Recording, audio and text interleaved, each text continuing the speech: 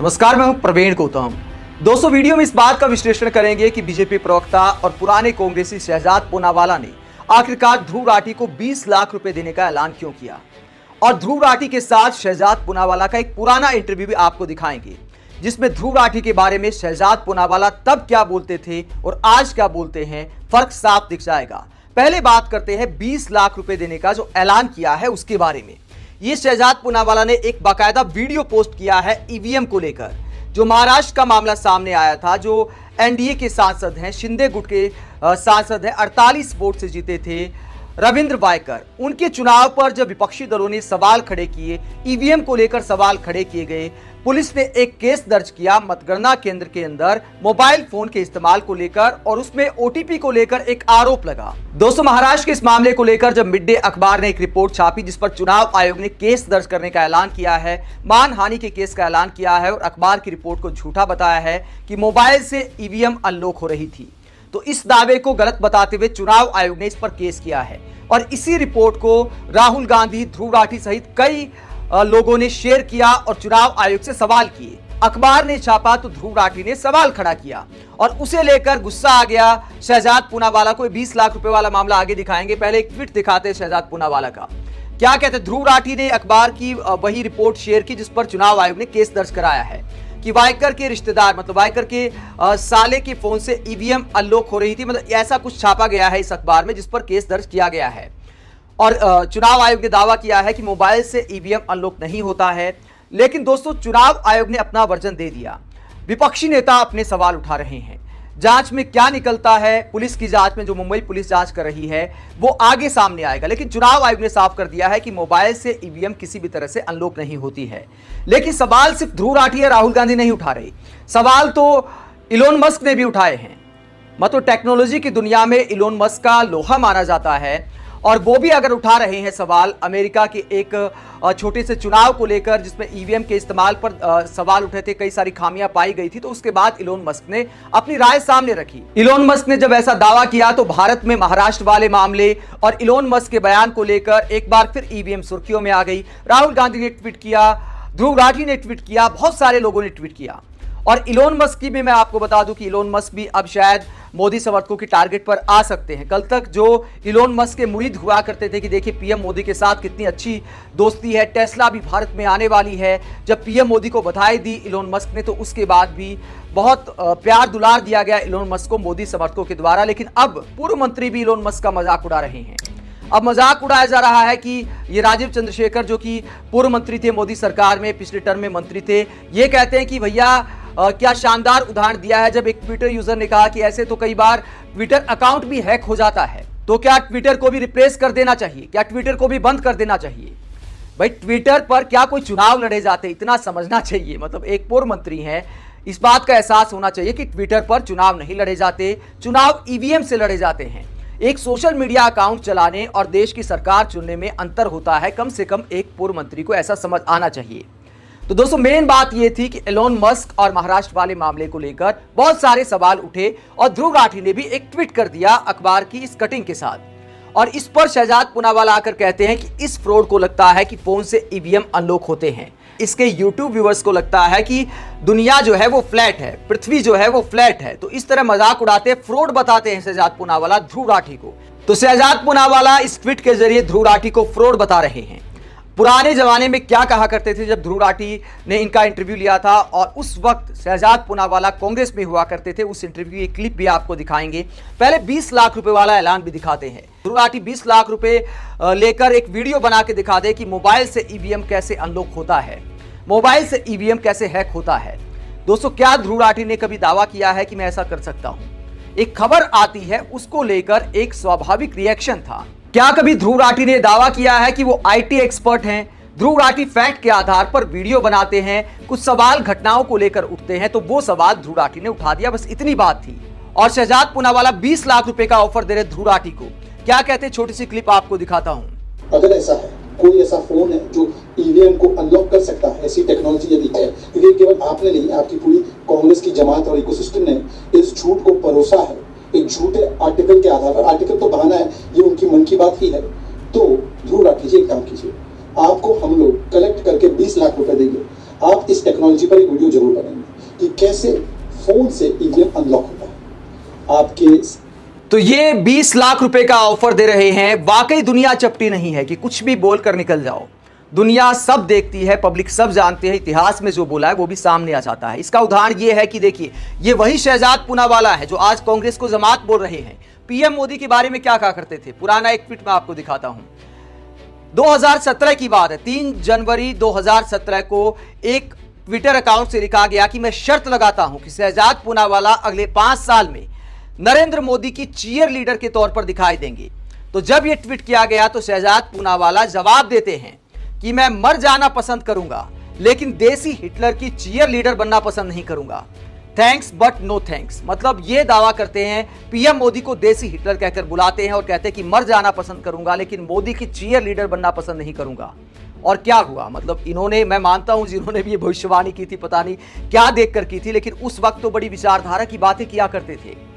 ध्रुव राठी के साथ इंटरव्यू में क्या कहा था वो भी आपको दिखाता हूं। ध्रुव राठी आज जिन्हें फ्रॉड बता रहे हैं, जब इंटरव्यू लिया था, ये देख सकते हैं आप, वक्त क्या कहते थे और आज क्या कहते हैं। पहले ध्रुव राठी के बारे में क्या कहते हैं वो आपको दिखाता हूं, उसके बाद दिखाऊंगा कि पीएम मोदी के बारे में क्या कहा था, बीजेपी के बारे में क्या राय थी और बीजेपी को छोड़ने वालों के बारे में क्या राय थी शहजाद पूनावाला की, जो अपने आप में दिखाता है कि इतने बड़े अवसरवादी हैं।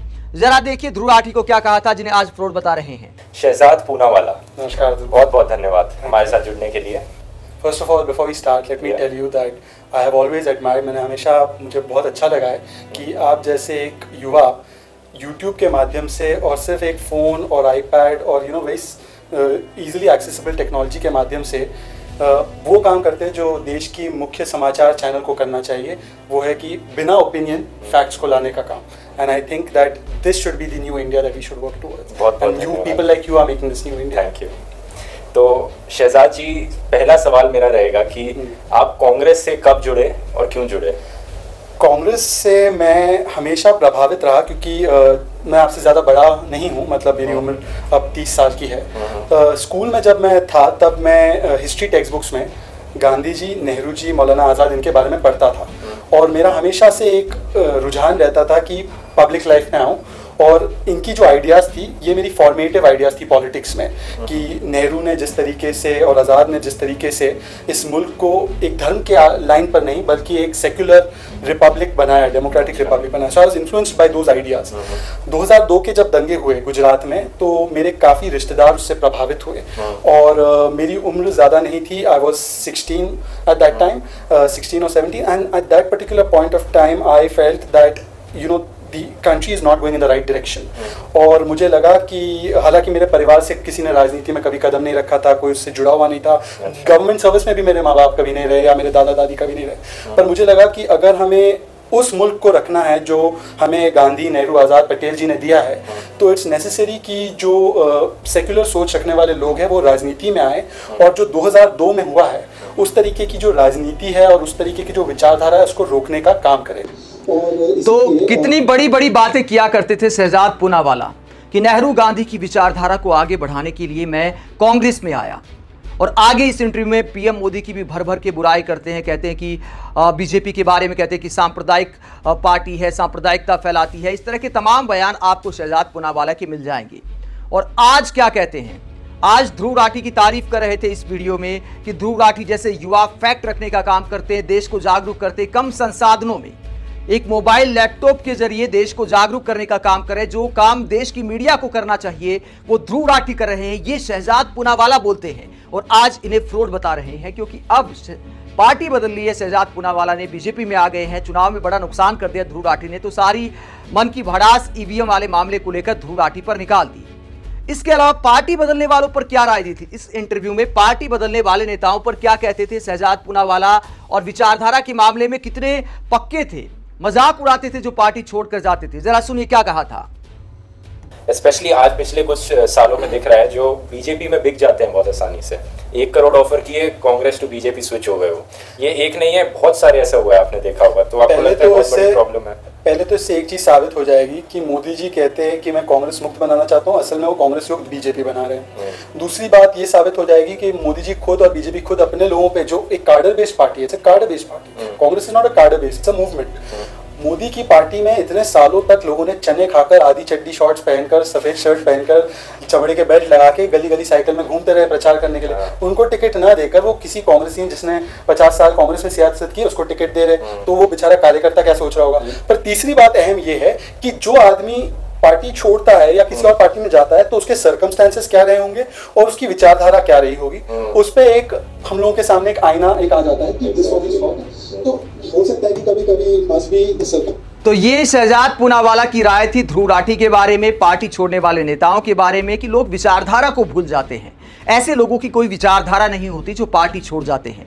ये शहजाद पूनावाला जो कहते थे कि मैं पीएम मोदी की चीयर लीडर बनना पसंद नहीं करूंगा, ये किस विचारधारा के अंतर्गत आखिरकार बीजेपी में चले गए। 2002 को लेकर बड़ी बातें करते थे। इस इंटरव्यू में आपने देखा कि मैं राजनीति में आया इसलिए क्योंकि 2002 में गुजरात में जो कुछ हुआ उसने मेरे अंदर के इंसान को झकझोर दिया कि सेक्युलर लोगों को राजनीति में आना चाहिए, इसलिए ऐसी ताकतों के खिलाफ लड़ने के लिए मैं राजनीति में आया। आज ध्रुव राठी को फ्रॉड बता रहे हैं। तो सालों तक जो शहजाद पूनावाला सेक्युलरिज्म की बात करते रहे, सांप्रदायिकता से लड़ने की बात करते रहे, उस शहजाद पूनावाला को सही बताया जाए या फिर आज जो बोल रहे हैं, मतलब इन दोनों में से एक फ्रॉड कौन सा है। और दोस्तों कमाल यह है कि अपने सारे पुराने बयान और हिपोक्रेसी को भुलाकर यही शहजाद पूनावाला कई बार दूसरे नेताओं के बयान मोबाइल में चलाकर दिखाते हैं टीवी डिबेट में कि देखिए पहले क्या बोला करते थे। अरे पहले अपने बयान सुनिए।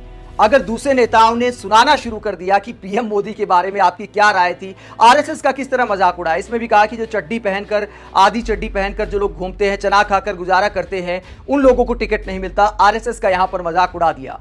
तो अगर शहजाद पूनावाला के पुराने बयान दिखा दिए जाएं तो खुद शर्मसार हो जाएंगे। तो बाकी विपक्षी प्रवक्ताओं को भी इस मामले में शहजाद पूनावाला से सीखना चाहिए कि भैया आप भी मोबाइल लेकर जाइए, पूरा एक कलेक्शन बना लीजिए। जब भी शहजाद पूनावाला बोलने लगे तो उनको ये बयान दिखाइए कि देखिए आप ये बोला करते थे। तो हो सकता है कि थोड़ी शर्म आए और खुद मोबाइल दिखाना कम से कम भूल जाएं। और ध्रुव राठी को फ्रॉड कहने से पहले अपने पुराने इंटरव्यू को भी देख लेना चाहिए कि आपकी ध्रुव राठी के बारे में क्या राय हुआ करती थी। आप इस पूरे मसले पर क्या सोचते हैं, राजनीति की ऐसी हिपोक्रेसी को लेकर क्या सोचते हैं। अगर आप हमारी पत्रकारिता को पसंद करते हैं तो थैंक्स के जरिए आर्थिक सहयोग भी कर सकते हैं। इसके अलावा वीडियो को लाइक करें, चैनल को सब्सक्राइब करें। नमस्कार।